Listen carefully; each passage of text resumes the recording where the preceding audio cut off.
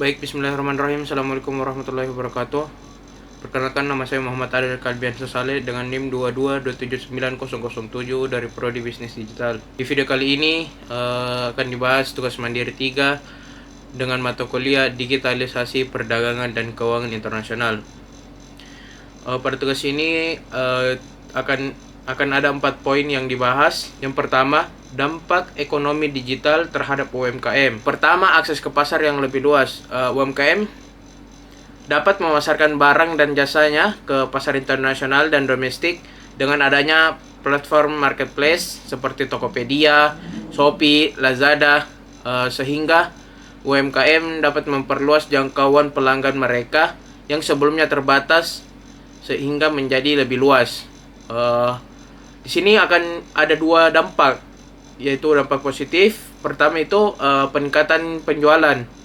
Peningkatan penjualan ini memiliki kesempatan untuk berhubungan dengan lebih banyak pelanggannya. Yang kedua, diverifikasi pasar. UMKM dapat bergantung pada pelanggan lokal yang menjangkau pasar internasional. Dampak negatifnya itu persaingan yang lebih ketat. UMKM perlu bersaing dengan perusahaan besar dan bisnis global lainnya. Yang kedua, efisiensi operasi. Teknologi digital memungkinkan UMKM untuk mengotomatisasi tugas-tugas seperti akuntansi, pemasaran, inventaris, dan lain-lain. Biaya operasional dapat dikurangi dengan menggunakan perangkat lunak manajemen bisnis seperti aplikasi kasir digital atau platform manajemen pelanggan. Memiliki dampak positif, dan dampak positifnya pertama, penghematan biaya, otomatisasi proses, meningkatkan efisiensi dan tidak memerlukan tenaga kerja manual. Yang kedua, manajemen yang lebih baik. UMKM dapat menggunakan alat digital seperti aplikasi manajemen stok atau e-commerce untuk mengelola bisnis sehingga berjalan dengan lebih baik. Dampak kerugiannya yaitu ketergantungan terhadap teknologi. UMKM harus terus menginvestasikan waktu dan sumber dayanya untuk memastikan bahwa teknologi yang mereka gunakan tetap akurat dan dapat diperbarui. Yang ketiga itu inovasi produk dan layanan. Ekonomi digital mendorong UMKM untuk berinovasi dalam produk dan layanan. UMKM dapat menggunakan data pelanggan yang dikumpulkan secara digital untuk menyesuaikan produk atau layanan mereka agar lebih sesuai dengan kebutuhan pasar. Ini juga dapat 2 dampak, yaitu dampak positif dan negatif. Dampak positifnya itu peningkatan kreativitas, karena teknologi ini ada peluang baru untuk membuat barang atau layanan baru yang lebih sesuai dengan kebutuhan pasar. Dampak positif kedua itu ulasan langsung. UMKM dapat mendapatkan umpan balik secara langsung dengan pelanggan melalui ulasan online atau media sosial, sehingga ini memungkinkan mereka dapat meningkatkan kualitas produk atau layanannya. Dampak kerugiannya itu tekanan untuk berinovasi. UMKM mungkin mengalami tekanan untuk terus berinovasi agar tetap berkompetitif di pasar. Yang keempat, kemudahan pembayaran dan keuangan. Dengan sistem pembayaran digital seperti dompet elektronik atau e-wallet dan transfer online, UMKM dapat menerima pembayaran dengan lebih mudah dan aman. Hal ini tidak hanya memudahkan transaksi, tetapi juga membuka akses terhadap layanan perbankan yang lebih luas seperti pinjaman online atau pinjol. Ini juga memiliki 2 dampak, positif dan negatif. Dampak positifnya yang pertama, akses ke pendanaan. Platform fintech menyediakan pinjaman bunga rendah untuk UMKM yang tidak memiliki akses ke bank tradisional. Yang kedua, transaksi yang mudah. Pembayaran menjadi lebih cepat dan aman sehingga peningkatan kepuasan pelanggan. Dampak negatifnya keamanan digital, yaitu beresiko penipuan atau serangan cyber yang meningkat seiring dengan adopsi pembayaran digital. Yang poin kelima, peningkatan kompetensi dan pengetahuan. Ekonomi digital memaksa UMKM untuk meningkatkan kompetensi digital mereka seperti pemasaran digital, manajemen data, dan analitik. Pelatihan kursus online yang lebih terjangkau dan mudah diakses memungkinkan UMKM untuk terus belajar dan beradaptasi. Ini juga memiliki 2 dampak, yaitu dampak positif dan negatif. Dampak positifnya yang pertama itu peningkatan keterampilan. Pelatihan digital ini memungkinkan pemilik UMKM dan karyawan mereka menguasai keterampilan baru yang relevan dengan bisnisnya. Yang kedua, akses ke informasi. UMKM dapat mengakses informasi pasar, tren konsumen, dan strategi bisnis secara lebih cepat. Dampak negatifnya yaitu kurva pembelajaran yang curam. Tidak semua UMKM ini memiliki kemampuan atau akses yang sama untuk memanfaatkan teknologi digital secara baik. Materi selanjutnya yaitu tantangan dalam pengembangan ekonomi digital di Indonesia. Yang pertama itu infrastruktur digital yang belum merata. Infrastruktur digital yang belum merata adalah kurangnya infrastruktur digital terutama di daerah-daerah terpencil seperti pedesaan.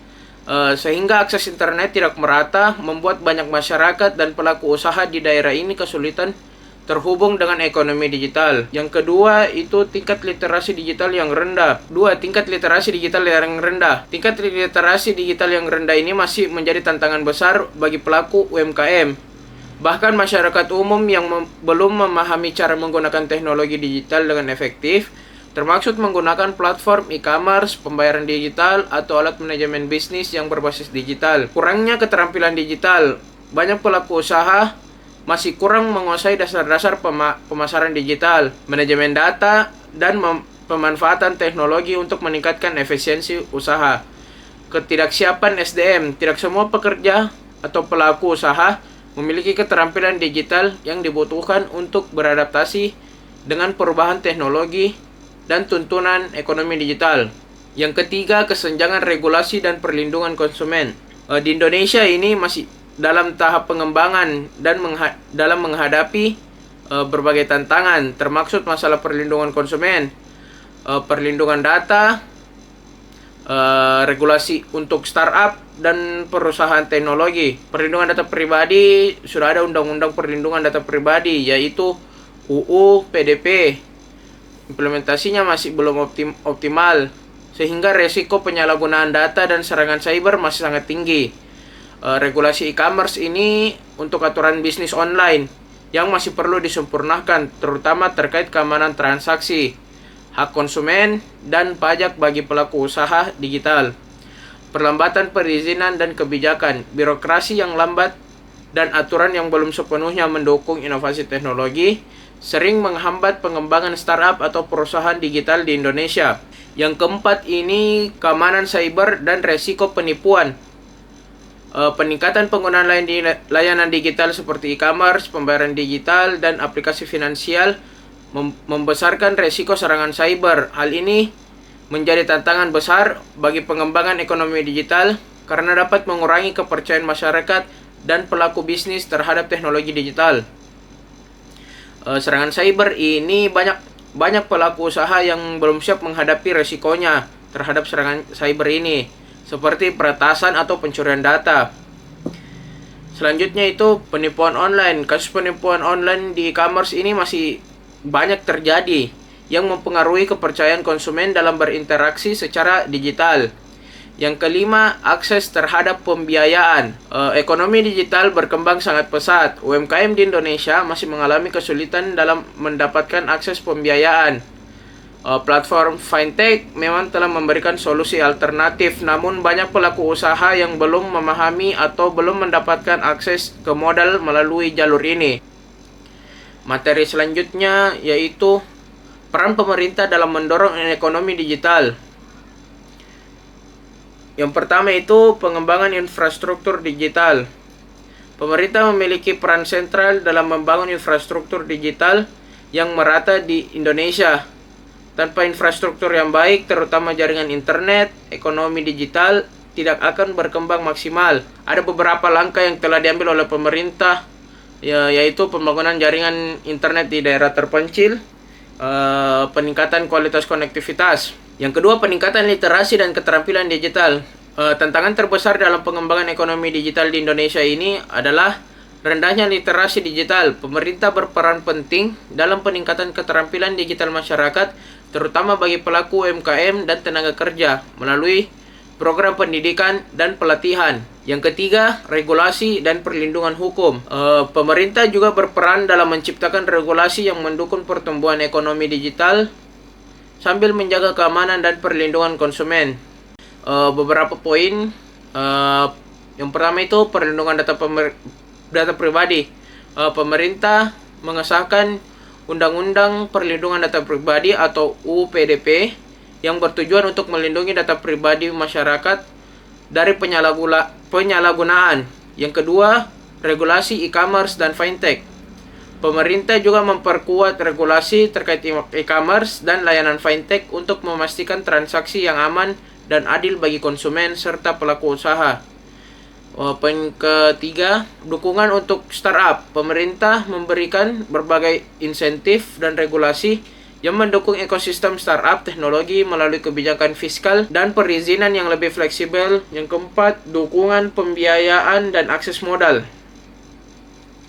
Dukungan pembiayaan dan akses modal, pemerintah berperan memberikan akses pembiayaan dan modal bagi pelaku usaha, khususnya startup teknologi dan UMKM yang ingin beralih ke ekonomi digital. Ada dua langkah yang dilakukan. Yang pertama, pembiayaan bagi UMKM. Poin kedua, dukungan untuk fintech. Yang kelima, penyediaan ekosistem untuk startup. Pemerintah mendorong perkembangan ekosistem startup di Indonesia dengan berbagai inisiatif yang memfasilitasi pertumbuhan startup, teknologi, inovasi, dan kewirausahaan digital. Ada dua poin juga ini. Yang pertama itu program inkubator dan akselerator. Poin kedua, dukungan pajak dan insentif. Materi keempat yaitu teknologi-teknologi terbaru yang mendukung ekonomi digital. Yang pertama, 5G atau jaringan generasi kelima. Teknologi 5G membawa revolusi dalam konektivitas internet dengan kecepatan yang jauh lebih tinggi dan latensi yang sangat rendah dibandingkan jaringan 4G. Sehingga memungkinkan ekonomi digital untuk dapat berkembang lebih cepat melalui berbagai aplikasi yang memerlukan bandwidth yang besar dan respon yang cepat. Yang kedua ini Internet of Things atau IoT. IoT menghubungkan perangkat fisik dengan internet yang memungkinkan mereka untuk saling berkomunikasi dan berbagi data. Sehingga ini menciptakan ekosistem yang cerdas di mana perangkat dapat beroperasi secara otomatis dan dikontrol dari jarak jauh. Yang ketiga, kecerdasan buatan atau AI dan pembelajaran mesin atau machine learning. AI dan pembelajaran machine learning ini telah menjadi inti dari banyak inovasi digital. Teknologi ini memungkinkan komputer untuk belajar dari data, membuat prediksi dan meningkatkan kinerja otomatis berdasarkan pengalaman. Yang keempat, blockchain. Blockchain adalah teknologi ledger terdistribusi yang aman, transparan, dan tidak dapat diubah, yang menciptakan catatan transaksi digital secara desentralisasi. Blockchain mendukung berbagai inovasi di sektor keuangan dan industri. Yang kelima, cloud computing.